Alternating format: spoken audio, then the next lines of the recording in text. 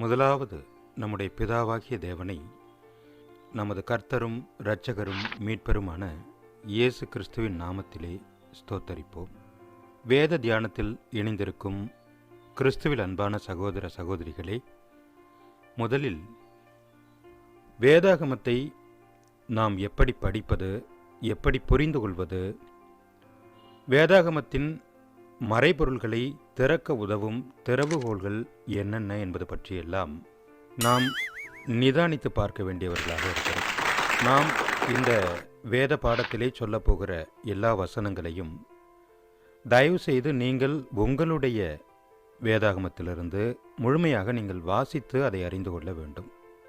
இன்றைக்கு நாம் முதலிலே வேதத்தை எப்படி படித்து புரிந்து கொள்வது, வேதத்தை எப்படி நாம் முறைப்படி கற்று புரிந்து கொள்வது என்பது பற்றி தியானிக்க இருக்கிறோம். பல பேர் சொல்கிறாங்க, இந்த பைபிள் அப்படிங்கிறது ரொம்ப எளிமையான புத்தகம்தான். ஆனால் நாம் ஆழமாக நிதானித்து பார்க்கும்போது, யோசித்து பார்க்கும்போது, இது எளிதான புத்தகம் என்றால் ஏன் பல வசனங்கள் பலருக்கு புரியாததாக இருக்கிறது? ஏன் பலரும் பலவிதமாக இந்த வேதாகம வசனங்களை புரிந்து கொள்வதிலே குழம்புகிறார்கள்? எனவே பல பேர் நினைக்கிறது போல, சொல்கிறது போல, இந்த வேதாகமும் புரிந்து கொள்வதற்கு ஒரு எளிதான புத்தகம் அல்ல. உண்மையில் இந்த வேதாகமத்தை முழுமையாக நாங்கள் புரிந்து கொண்டோம் அப்படின்னு ஒருவராலும் சொல்ல முடியாது. பைபிள் அப்படிங்கிற வார்த்தையோட பொருள் என்ன?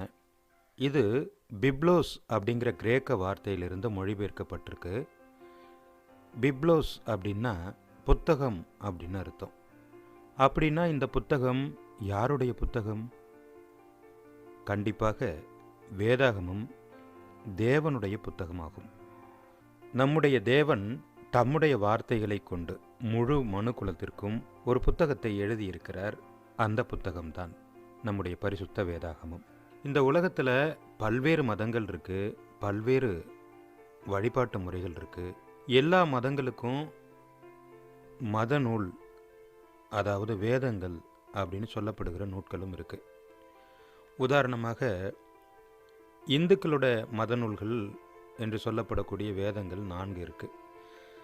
அது என்ன அப்படின்னு கேட்டிங்கன்னா, ரிக், யஜூர், சாம மற்றும் அதர்வன வேதங்கள் அப்படின்னு சொல்கிறாங்க. ஆனால் இந்திய மொழிகளில் நமது பரிசுத்த வேதாகமம் மட்டும்தான் சத்திய வேதம் அப்படின்னு அழைக்கப்படுது. இப்போது நாம் வேதத்தை எப்படி முறைப்படியாக கற்றுக்கொள்வது, வேதாகமத்தின் மறைபொருள்களை நாம் புரிந்து கொள்ள உதவும் திறவுகோள்கள் என்ன அப்படிங்கிறத பற்றி நாம் தியானிக்க போகிறோம். அதுக்கு முன்னாடி வேதத்தில் உள்ள உண்மைகளையும் விவரங்களையும் முதல்ல நாம் தியானிப்போம். பரிசுத்த வேதாகமத்தில் 2 பிரிவுகள் இருக்குது.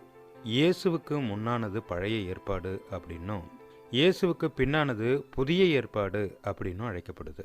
இங்கு பழைய ஏற்பாட்டில் 39 புத்தகங்கள் இருக்குது, புதிய ஏற்பாட்டில் 27 புத்தகங்கள் இருக்குது. ஆக மொத்தம் 66 புத்தகங்கள் பரிசுத்த வேதாகமத்தில் இருக்குது.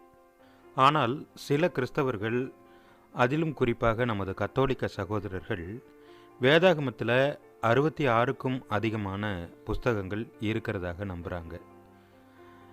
ஆரம்பத்திலேயே நமக்கு ஒரு கேள்வி வந்துடுது, இதில் யார் சொல்வது சரி?